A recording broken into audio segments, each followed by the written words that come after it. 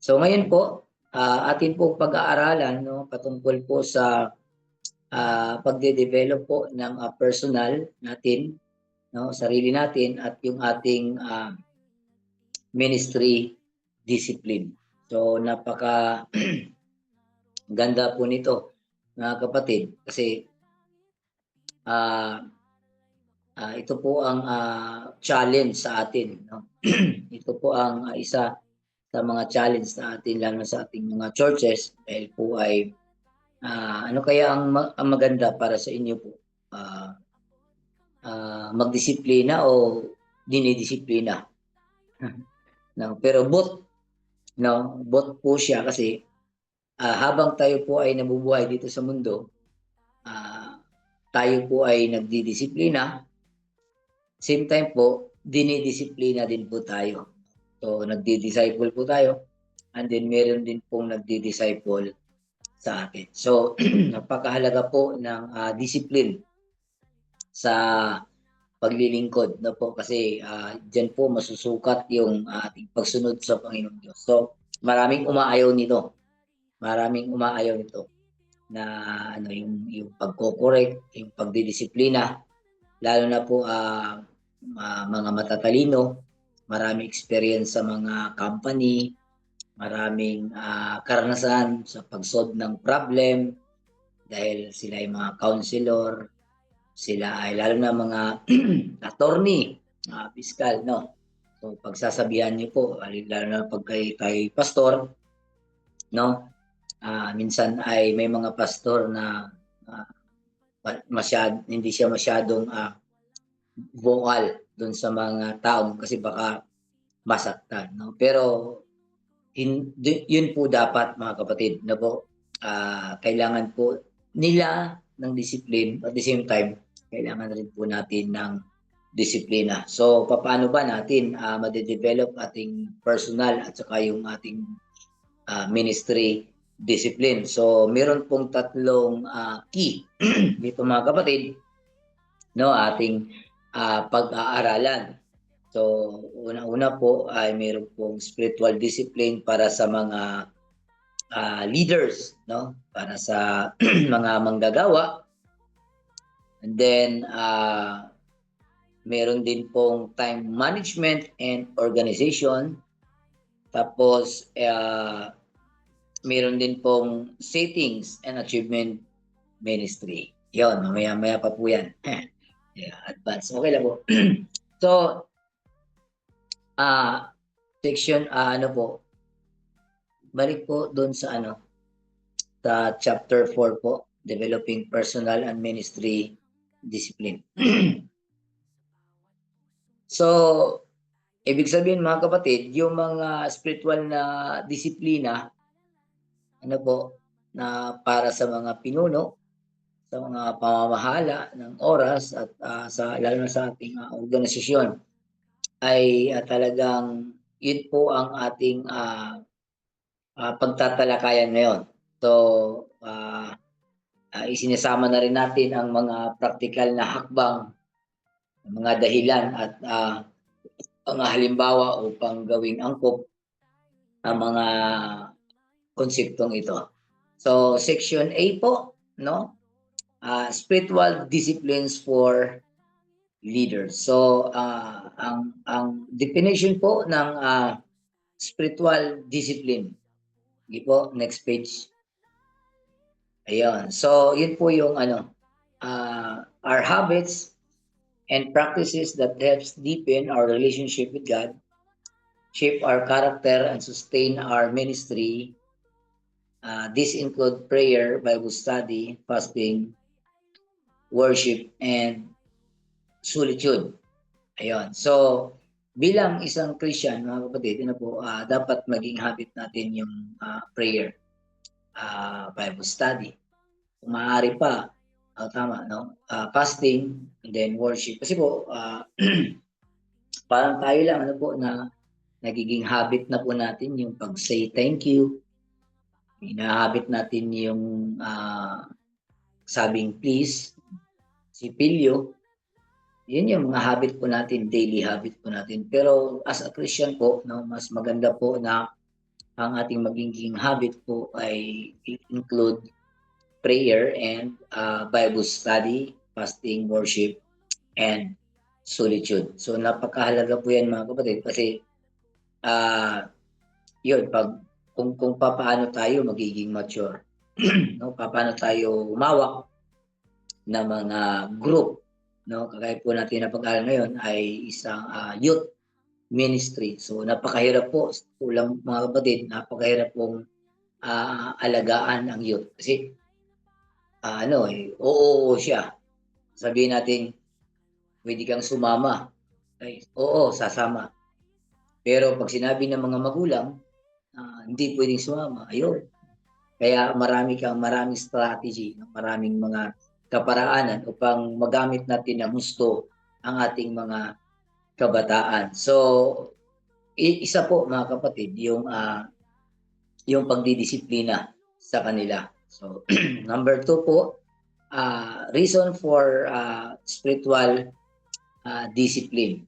So, yun, may mga kadahilanan po mga kapatid, no, kung bakit tayo ay didisiplinahin. No? So, meron po mga ilan dito mga kapatid, no, reason for spiritual discipline. Una-una po is to maintain personal spiritual health. So, ang ating katawan, kailangan ma-maintain natin na po, kagaya ko ay ako'y diabetic po, and then kailangan i-maintain ko ang aking sugar. So ang daming disiplina mga kapatid, no? Sa mga diyan, ilan na ba tayo? 7 na. Sa mga nagme-maintenance na po diyan, ano? So ang daming disiplina, no, na talagang kailangan mong gawin at minsan hindi mo rin magagawa, no, na hindi mape-perfect yung mga disiplina na dapat mong gawin, no. So minsan makakalusot. So yun po, dito po as a Christian po, no, kailangan po natin i-maintain ang ating personal spiritual health, no, bilang isang leader. Hallelujah. So sabi nga, kailangan muna nating pangalagaan ang ating sarili.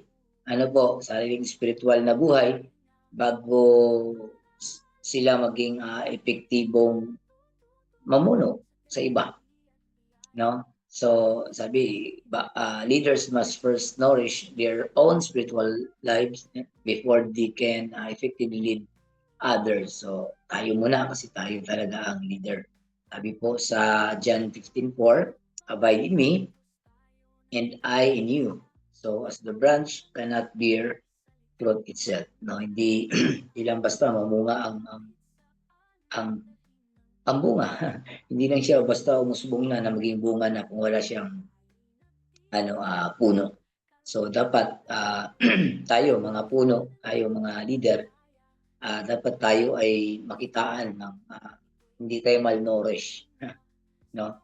Dapat makitaan tayo nila ng example na sila po ay magiging uhaw, no? Nakatingin sila sa atin, parang uhaw na uhaw sila sa ginawa ng Diyos sa ating buhay as a leader. So, pangalawa po, to stay grounded in God's word. Yun. So, lagi po tayong nakaano sa salita ng Panginoong Diyos. Sabi po ng Psalms 119 verse 105, sabi to, your word is a lamp to my feet, sabi diyan, and a light to my path. So ibig sabihin, no, spiritual discipline anchor us in biblical truth, keeping us aligned with God's will. So yun po ang pinakamagandang tawag niyan mga kapatid na paraan na experience ko, no, upang manatiling nakakapit, no, sa Panginoong Diyos, nakaangkla at yun, nakasalig dun talaga sa salita ng Panginoong Diyos. So ay yung i-immerse mo ang iyong sarili sa pagmamahal sa Diyos at sa Biblia. no? Kailangan biblical truth, no? Ah, anong tawag nun? Minsan, no, sa para maging ayos yung ang iyong buhay, no, kailangan mong sumasama, no, sa mga gawain. Ako po ay ganoon ako eh. Palaging sumasama sa pag-aaral ng Biblia, no, kahit sa ibang simbahan, sa ibang mga gawain, no. Kasi ang laki ng tulong nun para maging ma-align po ang ating buhay sa Panginoong Diyos. Pangatlo po, to set an example for others. So, discipline serve as both internal guides and an internal witness.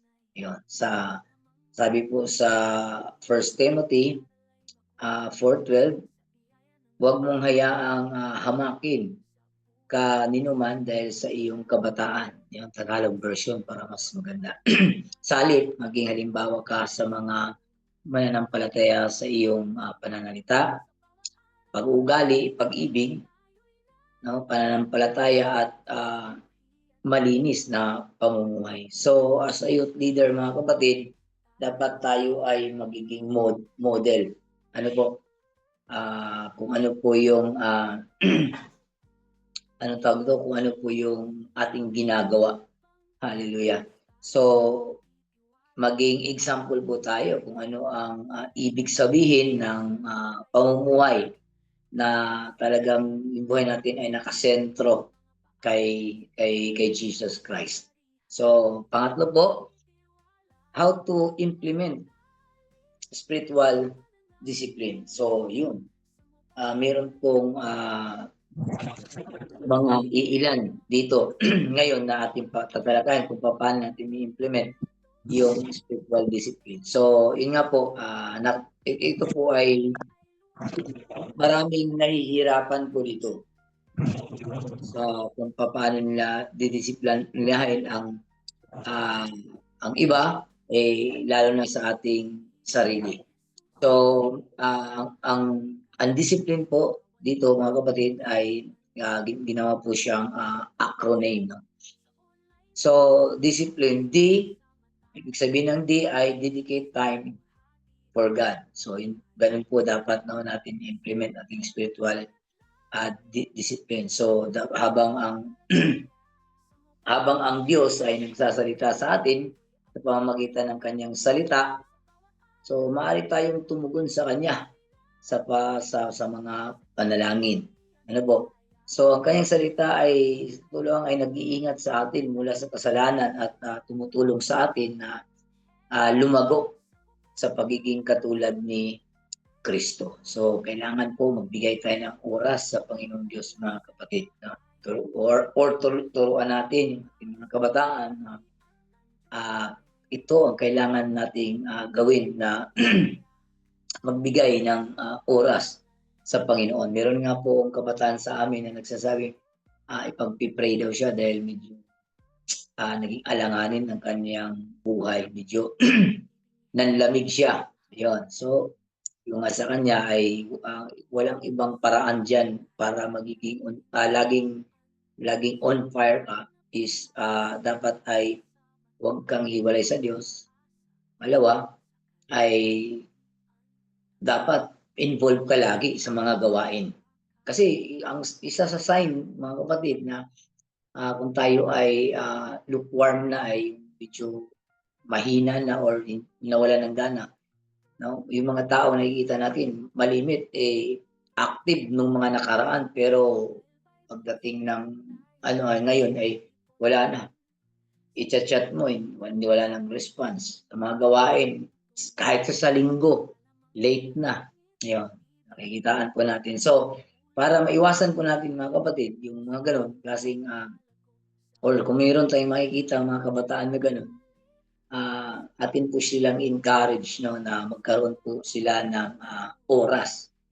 Lalo na tayo, no? Lalo na tayo mga kapatid, as tayo mga leader, lalo na kung inyo pong napapansin, no, na pag tayo ay umaalis, kasama natin ang ating mga youth, minsan ay nakakahiya ano na lalo na ako no, na experience ko kasi nagda-drive ako sa kanila. Pagtutulog na, para bang ang sarap ng matulog. Kasi pagod, no? Pero nakakahiya na matulog ka na lang agad. So, siyempre, nanalangin ka muna. Yun. At least papakita. Hindi na may papakita, pero at least yun po yung talagang ano, dapat magbigay ka ng oras sa Panginoon Diyos. Kahit ikay pagod. At least para sila po, mga kapatid, ay ganun din po sila. So, alam ko po, mga kapatid, na habang ginugugol natin ang ating oras sa Diyos, inihayag niya ang ating mga nagawang hindi maganda, no? O mga kasalanan natin, ang ating mga pangangailangan para sa kanya, no?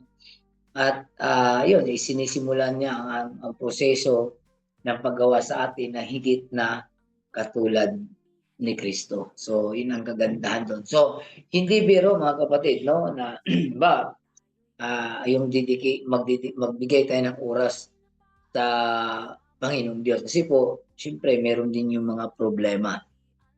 Ito po ang unang problema, mga kapatid, sa panahong nagbibigay na tayo ng oras sa Panginoong Diyos. Minsan po ang ating mga youth, no, kalimit ay struggle with time management. Next page po. No? Wala na bang yun? So, youth problem struggle with time management, from each other, pero balancing school, social life, and their spiritual life.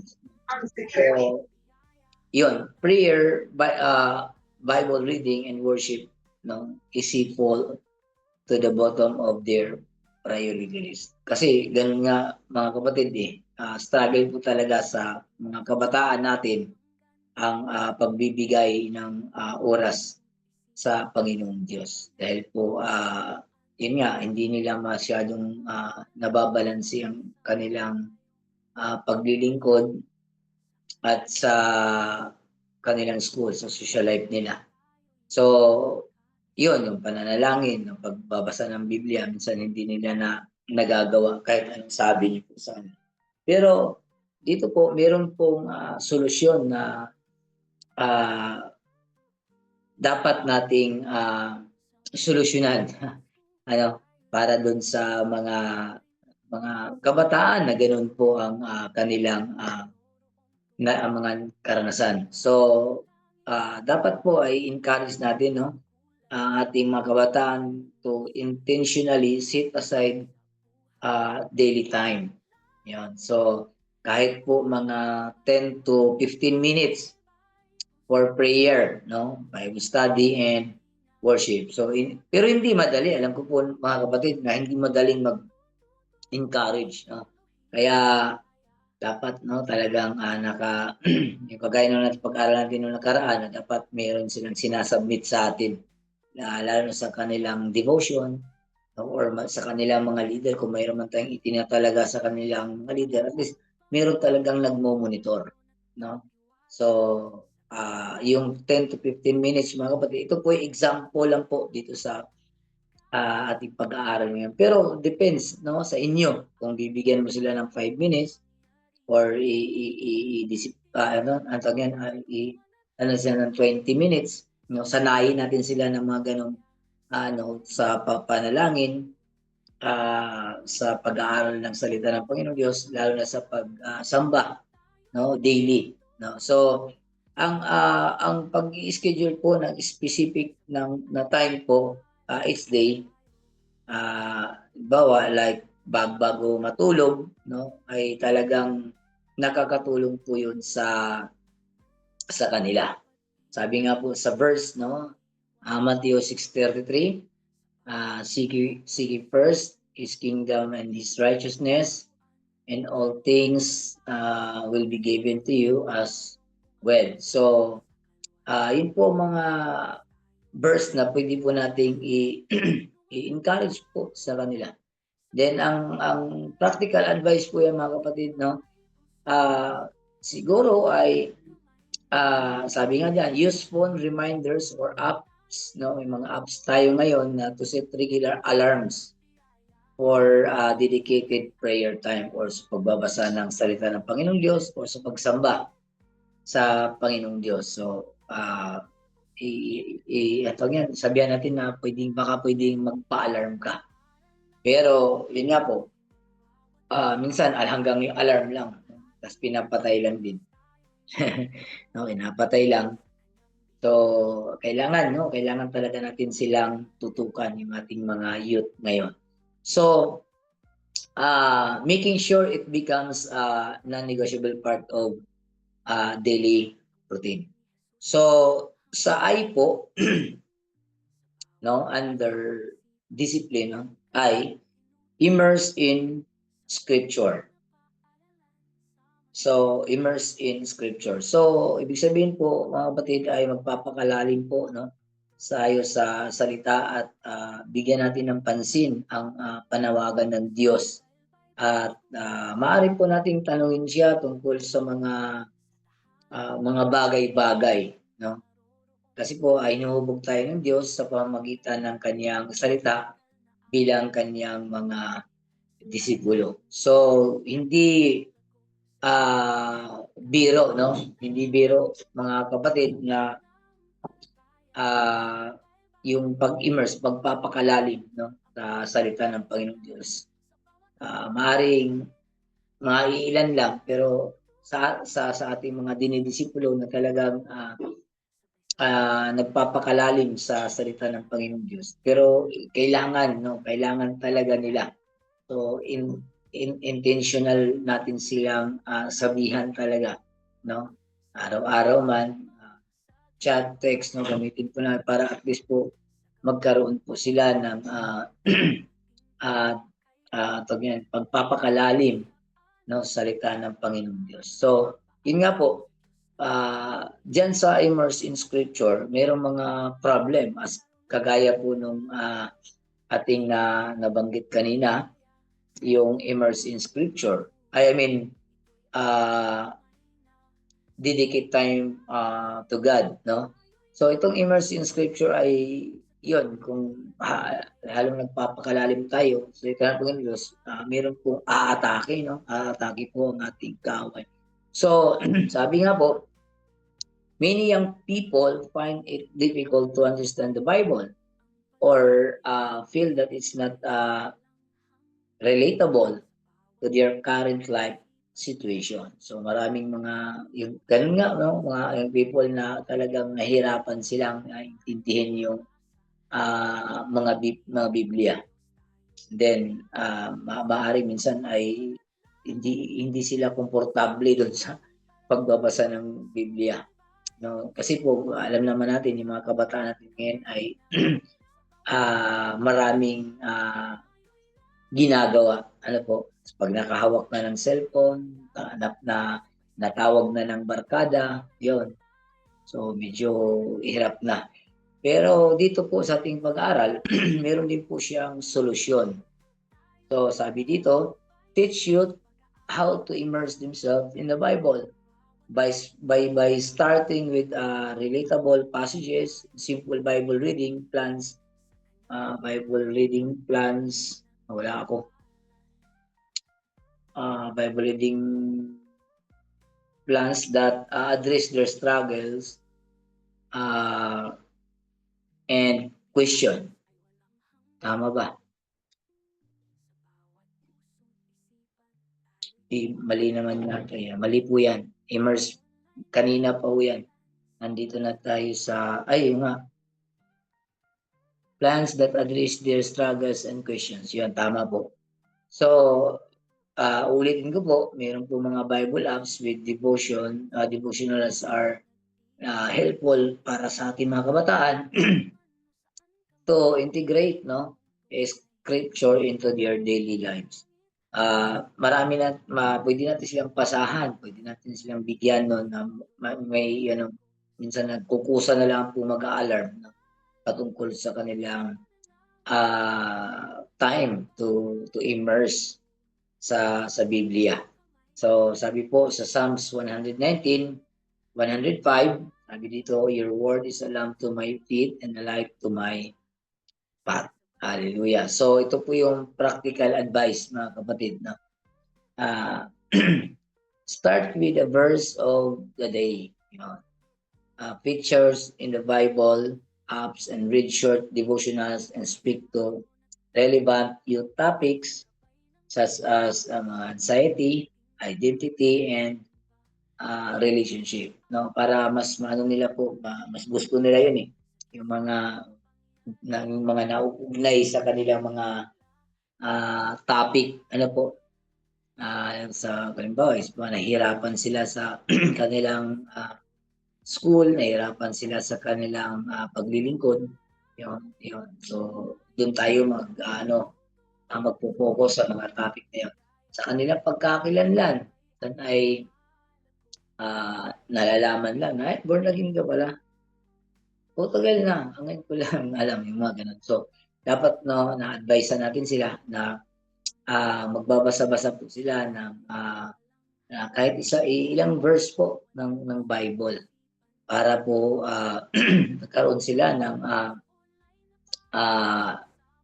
tawag yan, lalim, no? Para maintindihan yung salita ng Panginoong Diyos. So, S po, S. Seek solitude. Yan. So, ang solitude po ay isang paglalaan ng oras para sa sarili na inilaan para sa pagmuni-muni. Ano, mga tao, ganun. Para sa paglago o paghahanap ng mga kasagutan sa ating mga tanong. Gusto natin mag-isa na sa lugar na ikaw lang, and then yun, pwede kang magtanong dun sa mga kaganapan ng iyong buhay. Hindi mo kausapin ang Panginoong Diyos doon. No? Para at least ikaw at ang Panginoong Diyos kayo lang, walang mga distraction. Pero meron pa ring problema mga kapatid, no? Pag kinakausap mo lang ang Panginoon, one-on-one na kayo sa Panginoong Diyos. Minsan po ay dumadating rin ang mga problema. Sabi nga po dito, problem dito sa problema, constant digital noise na nanggagaling sa phone. So, minsan, ang ganda na ng ating pag-ugnayan sa Panginoon. Minsan, nagbabibrate ang ating cellphone. Yun nga, isang problema din po yun na dapat pala pag nagkaroon tayo ng nag-solitude po tayo, dapat yung walang signal siguro, mas maganda yun, walang signal para hindi ka ma-distract social media, no? Minsan ay yun ang kagandahan mga kapatid kung meron kang manual na Bible kaysa dito sa cellphone na Bible kasi pag napindot mo yung tapos may nag-appear na mga mensahe social media o sa doon minsan nakakapag-scroll ka na. Yun ang mga problema makakapag-stream ka na, no? So kailangan talaga na walang distraction, tayo ay ng solitude. So, meron pong solusyon, no? Meron problem, meron din pong solusyon kung anong gagawin natin doon. So, ang solusyon po niyan ay encourage you to set aside time for silence and reflection. Yun po yung niya. So, encourage po natin yung ating mga kabataan na talagang magbigay talaga ng oras, hindi yung tirang oras. Dapat sabihan sa yung talagang yung oras na para sa Panginoong Diyos. Na para magkaroon po tayo ng pagmumuni-muni, no? Pagkausap na maganda sa Panginoong Diyos. So, pwede nating isuggest sa kanila na huwag mo nang magdala ng cellphone pag tayo ay gusto din kausapin ng Panginoong Diyos. No? So, para hindi tayo ma-distract doon sa mga sa ating pagkikipag-usap or pag-seek, no? Paghahanap natin sa Panginoong Diyos in solitude. So, kasi itong cellphone, maraming ano talaga yan sa cellphone yan, no? Kasi kahit saan, no? Bit mo yung cellphone lagi. Maraming tao halos hindi na mabubuhay. Mga kabataan na halos hindi na mabubuhay kung walang cellphone. No? Pero actually, sabi nga na, pag-alam natin na nakaraan pa na ang phone ay talagang ginawa yan para sa mga magandang magandang magagawa. Kaso lang, minsan hindi siya nagiging maganda rin. So dapat alam natin kung paano natin gagamitin yung ating cellphone or yung mga ibang gadgets, mga kapatid. Sabi nga po sa Luke 5:16, but Jesus often withdrew to lonely place and pray. So alam na po natin yan, mga kapatid, na pag si Jesus ay tawag yan, meron siyang gustong may isang gustong magkaroon siya ng alone siya na po, gusto niyang kausapin ng kanyang ama, pumupunta po siya sa mga matahimik na lugar at ang ginagawa po niya ay manalangin, no? Talagang malayo, bundok, no? Talagang walang distraction, no? So, practical advice po natin is recommend youth start small, just 5 to 15 minutes po of quiet time. So minsan, kahit saan po, sa park, pwede po siyang magkaroon ng quiet time doon or sa peaceful spot, no? Sa kanilang school, kung mayroong ganon. So, para po magkaroon ng peaceful minds, no? At saka makapag-focus po sila sa Panginoon. Just only 5 to 10 minutes po. Ito po yung ano lang po ito, suggestion lang po, no? Or recommendation po na pwede po nating gawin or i-encourage sa ating mga youth na kahit 5 lang or 6, 7, 8, yan, at least po daily, no, na magkaroon man sila ng solitude, no, to na kausapin ng Panginoong Diyos ng sila-sila lang. Okay, so yung C po is stands for cultivate prayer life. So, pipili tayo ng oras kung kailan walang mga distraction. Yun ang ano doon. So, hindi hindi po yung instant. Dapat po talagang you make a choice, no? Na kung ano pong dapat, anong oras, ano. Kasi ikaw po ang nakakaalam sa iyong time, no? Ikaw at ang Diyos lang. Alam ng Panginoong Diyos na vacant ka, no? Sa next day, alam din ng Panginoong Diyos na vacant ka rin. Na ikaw, maaaring hindi mo pa alam na nagbabago ng schedule ng iyong teacher. Pwede siyang next week na lang kasi may meeting, gano'n. Pero ang Diyos, alam na niya yun, na meron kang oras para talaga doon. So, dapat i-cultivate natin yung ating prayer life, no? Pipili po tayo ng oras kung kailan walang mga distraction, no? So, yun po, may mga problema din po diyan, no? So, sabi nga, youth often struggle with praying consistently or knowing how to pray effectively. So, may mga ano po, mga ibang mga kabataan po ay struggle po sila kung paano sila manalangin dire-diretso or kung paano sila paano naging epektibo ang kanilang mga panalangin. Okay, yun po malimit ang nararanasan ng ating mga kahit tayo, minsan gano'n din po tayo, ano po, kung tayo ay noon, no, siguro kung hindi alam niyo sa totoo lang, mga kapatid, yung patungkol sa prayer, no, 'pag marami kang alam or marami kang nababasa salita ng Panginoong Diyos, Maaaring doon po nagsisimula ang ating prayer doon sa pangako ng Panginoon Diyos eh. Na po kasi hindi naman tayo nagpi-pray ng atin-atin lang. So the Holy Spirit no teach us how to pray no. Kasi kung atin siguro kung tayo nagpi-pray ng atin-atin siguro pipiliin natin yung Lord ito lang pwede bang ito na lang Lord pwede bang yan lang din no.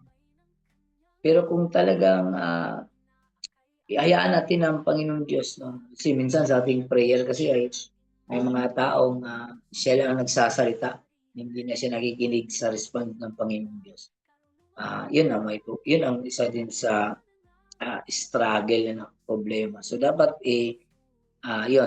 isa sa mga struggle ng ating ngayon no with praying consistently and then knowing how to pray effectively. So may solusyon din po diyan no. Maaari niyo pong gamitin ito no mga kapatid. So, alam niyo na rin po ito. So sa mga hindi po nakakaalam no ang solusyon po diyan is pwede natin silang turuan simple prayer. Ano po, alam na po natin yung acts, no? Yung acts, yung adoration, confession, pasasalamat, thanksgiving, saka yung supplication. O yun, malaking tulong po yun para magkabuo sila ng kanilang panalangin. So if there is problem, kapatid, meron din pong solusyon. No? Napaganda po, no? Kasi dito po, binibigyan po tayo ng ng pananaw o nakikita natin na pag nananalangin tayo marami lalo na sa mga kabataan no meron talagang mga struggle mga problema talaga pero at least dito po mga kapatid binigyan tayo ng idea no kung paano natin sila tutulungan so atin po silang pinapalalahanan no na ang prayer is a conversation. No? Hindi po yung conversation with God. So, yung pag nanalangin ka, may kinakausap ka, may kausap ka. No? So, sabihan po natin sila na talagang minsan kasi may, may mga lalo na sa mga kabataan na basta lang makapagbanggit ng prayer, hindi talaga yung baga kinakausap talaga. Kaya may mga taong talagang feel na feel nilang manalangin. Tapos meron ding ibang mga taong tawag niyan medyo silent, no? Quiet siya, manalangin. Minsan hindi pa niya binubiro yung iba, talagang minsan ang lalakas, no? Manalangin kasi po feel nila na may kausap sila. Kung medyo sad or meron silang pagsubok, trial sa kanilang buhay, talagang Lord, bakit ganito? Ngayon, nangyayari, ano bang kulang ko? So, kaya turuan po natin sila mga kapatid na or palalahanan din sila na ang prayer is a conversation with God. So, honest dapat doon, no? Kasi alam naman ng Panginoong Diyos yun lahat eh. Pero minsan, pag nanalangin tayo, hindi natin nilalahat. Dapat tayo consistent at dapat tayo ay personal talaga. So, sabi po sa Colossians 4:2, devote yourself to prayer. So, being watchful and thankful. So, through prayer po, mga kapatid, no, dapat ay devoted tayo sa panalangin. Maging mapagmatsyag no, tayo. So, lagi tayo magpapasalamat sa Panginoon Diyos. So, practical advice po dyan, mga kapatid, is yun, dapat mag-suggest po tayo sa kanila ng journaling prayers or using prayer apps to track prayers and testimonies of answers prayers, keeping you motivated. No? Maganda po mga kapatid na meron sila ng mga journal notebook, nilalagay yung kanilang prayer, no? Biyan po natin sila ganun para at least may isusulat nila kung ano po yung prayer nila and then ano po yung hindi sinagot at ano po yung sinagot. So, maaaring sinagot nila through their talents, skills, and talino, may mga ganun eh. No, minsan pinapangunahan natin ng Panginoong Diyos. Iba talaga yung nakikita din tapos sinusulat nila and then sinagot talaga ng Panginoong Diyos na, oh, galing, hindi ko inaasahan, galing talaga ng Panginoong Diyos. So, pwede po natin silang advisean, no? Na gano'n. Kailangan nila ng mga notebook, ganun. Kasi from time to time, kung tawag yan, pag sila'y tatanda pa, no? Kung tayo tatanda pa, makikita natin yung grabe talaga ang Panginoon, no? So, wala talaga ako nito, pero meron na ako ngayon. Pero itong mga ito, mga gusto ko, pero wala ni isa doon. Binigay ang Panginoong Diyos. At least po magkakaroon po sila, no? Makakatulong sa kanila para sila ay motivated po. Sila ay maging makita nila kung gaano ka-powerful po ang ating Panginoon. So, number 5 po ay sabi doon sa discipline, sa ay napunta, invest in worship. Ayun. So, maraming nag-iisip mga kapatid na pagsamba nangyayari lamang sa tuwing pagsimba ng linggo, umaga. Ayun, pero marami naman ding mulat na, no, kagaya sa atin, alam po natin yun na ang worship ay hindi lang sa tuwing linggo at hindi lang tuwing Lunes, hindi lang tuwing Martes, no? Ito ay higit pa, no? Hindi ibig sabihin na pag Monday nakapag-worship ka na ng umaga, okay na. Hindi ka na nag-worship ng tanghali, hindi ka na nag-worship ng 9:00. Depende po mga kapatid, no?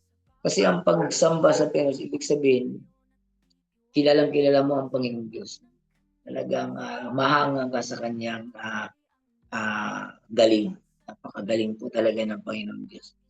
No, Thanksgiving, isa po din yun sa pagyan, pag-worship, no, sa ating Panginoong Diyos. Sa tuwing meron siyang ginagawa sa atin, talagang lagi natin siyang pinapasalamatan. Kasi ang Diyos po, siya po ang lumilikha sa atin, siya po ang manlilikha, creator of all. So, ang Diyos po ay makapangyarihan, no?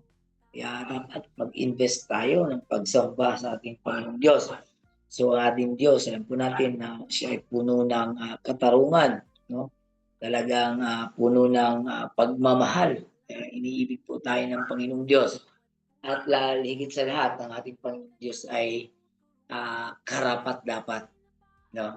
Siya ay karapat-dapat sa ating pagsamba at karapat-dapat, no, siya pinakamahusay na anumang meron tayo. Siya talaga ang gumagawa ng kaparaanan para tayo ay hindi maghihirap. Kaya instead to invest somebody, no, wala namang problema, no, na mag-invest din tayo sa ibang mga bagay, pero kailangan mga kapatid na i-priority natin na mag-invest tayo in worship, no, sa ating Panginoong Diyos. So, mayroong mga problema, no, once na mag-i-invest po tayo ng pagsamba sa ating manlilikha or sa ating creator. No, kasi po, sabi nga, many youth only associate worship with Sunday service, not as a daily act, hindi lang araw-araw. Yun po, marami pong ganun. No, pero, no po, as my experience po, mga kapatid, no, hindi ko naman sinasabing maganda ang aming kaparaanan. Actually, kaparaanan po talaga ng Panginoong Diyos. Kaya po itong discipline, acronym ng discipline, iniisa-isa po dito. Napakaganda po mga kapatid kasi kung ating iti-train na hindi ko sinasabing lahat ng basta lahat iti-train po natin sila ng ganito ang dapat nilang gawin. Maaaring mautay-utay din po sila mga kapatid. Kasi gano'n din naman tayo, eh. Nakikita rin naman natin yung buhay natin nung tayo'y kabataan, 'no. Iba't iba po ang ating, tawag niyan, iba't iba po ang ating karanasan during our youth or nung tayo'y pa mga teens, 'no. Kung ako po ay magpatotoo sa inyo baka ma hindi ko sinabing mamangha kayo sa akin. Actually po mga kapatid, hindi rin naging maganda ang aking buhay kahit po ang aking ama, ako'y lumaki as Christian, kahit ang aking ama ay isang opisyal ng aming, tawag niyan, aming hindi lang siya kumbaga hindi lang siya pastor, kumbaga medyo malawak po ang kanyang, hina-handle. Ah, kumbaga opisyal siya, gano'n in short. Pero ako po ay hindi rin po ako, ano tawag nito, perfect. Hindi rin ang dami nung ako'y nag-high school na ano po, medyo maraming kalikuan. Marami ding nasi-save, marami ding ano, parang lata mga kapatid. Ano ba yung larong minsan tumba, minsan nakatayo, 'yun. No, so hindi na natin pag-usapan muna yung aking buhay kasi baka hindi natin matatapos ito. Siguro kung may pagkakataon na i-introduce ko po ang aking buhay, ay siguro baka meron pa tayong ano dun sa kasunod nating mga topic, 'no? Meron pa naman tayong isang topic. So, yun po, yun ang mga ano ng, problema ng ating mga youth ngayon, 'no? Minsan Sunday na lang sila nagwo-worship, hindi pa excited, napilitan lang. Alam mo kasi ang dami nun, napilitan lang talagang, sumimba dahil 'pag hindi ka sumimba Lunes wala kang baon. So, gano'n. May mga ano dun, may mga magulang na gano'n, opo. Pero may mga magulang ding wala lang din pake. So, kaya maganda po 'no na mapag-aralan natin yung mga iba't ibang ano, kaparaanan ng Panginoong Diyos kung papaano ayusin yung buhay ng isang tao lalo na sa mga youth, 'no? So, ang solusyon po diyan is, turuan po natin siyang mag-worship, 'no? Teach that worship is not confined to music or church, but it is a lifestyle. Ayun. So, yun po ang ating, sasabihin sa kanila or ating ituturo 'no, na hindi ang minsan kasi 'pag sinabing worship ay yun nga sabi ay 'pag during praise and worship 'no, sa sa music 'no, akala nila yun na po yung pinaka-worship kasi merong praise and worship. So encourage po natin yung ating youth to worship God in their, daily activities 'no, sa sa works, school work 'no, sa service and their hobbies 'no. Kailangan na, i i ano tawag yan, i-train natin ang ating mga youth na matuto silang, sumamba sa Panginoong Diyos kahit saan sila 'no, kahit saan kasi yung pagte-thank you Lord malaking bagay na po yun. Maraming nagugulat diyan, lalo na sa mga, ah, offices 'no, sa mga trabaho. Nagta-thank you ka lang kay Lord, "Oh, thank you Lord, grabe ang ginawa mo sa akin Lord, grabe talaga." Ah, glory to God 'no, gano'n. Magugulat lang yung minsan sa sasakyan, minsan napapasigaw ka ng hallelujah, Lord, you are good 'no. So, minsan, minsan may mga kabataan natin sa atin na ang ganda ng ginawa ng Panginoong Diyos sa kanyang buhay, pero yung bagang galak na galak siya pero hindi niya kayang sabihin. Kahit galak na galak siya kasi nahihiya siya. So, yun i-train natin 'no, turuan natin na, encourage natin ang ating mga kabataan na kahit saan ka man 'no, you worship God 'no. Kailangan na makita sa atin na, tayo'y mga anak ng Panginoong Diyos. Sabi po sa John 4:24, God is spirit 'no, and his worshipper must worship in spirit and in truth 'no, grabe. So, alam po natin 'yan mga kapatid. So, meron pong practical advice. So, create a worship playlist for you to listen to during, commutes or study time to inspire worship. outside shores setting. So, yun po ang ating i-advise sa kanila, mga kapatid, no?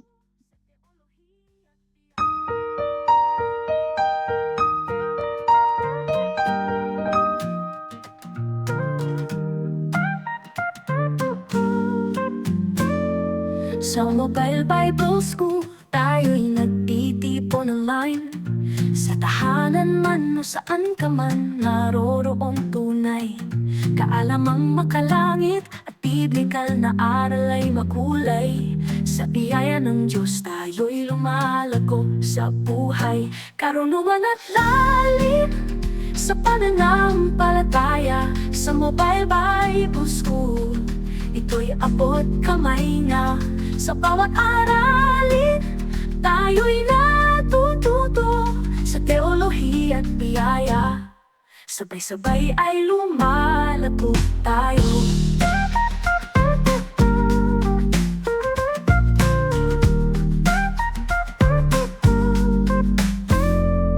Sa bawat hakbang, sa Diyos tayo nagtitiwala. Sa gabay ng Kanyang salita, ating inaakay ang iba. Kahit saan man dalhin ng ating mga paa, sa Diyos ng makapangyarihan tayo'y nagtitiwala. Karunungan at lalim sa pananampalataya. Sa Mobile Bible School, ito'y abot kamay na. Sa bawat aralin, tayo'y natututo sa teolohiya at biyaya. Sabay-sabay ay lumalago tayo.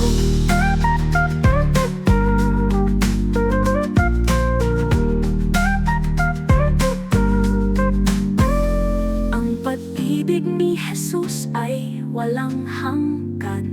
Sa bawat puso't isipan, tayo'y Kanyang tinuturuan. Sa online na paaralan, sama-sama tayong umaasa. Sa kaluwalhatian ng Diyos tayo'y nagkakaisa. Karunungan at lalim sa pananampalataya.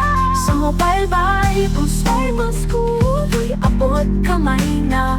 Sa bawat aralin, tayo'y natututo sa teolohiya at biyaya.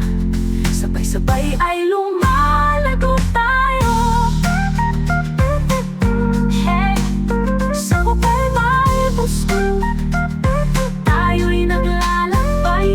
Sa pag-aaral ng salita, tayo'y magwawagi. Para sa kaluwalhatian ng Diyos, tayo'y nagpupuri. Sa Kanyang biyaya, tayo'y nagmamahalan.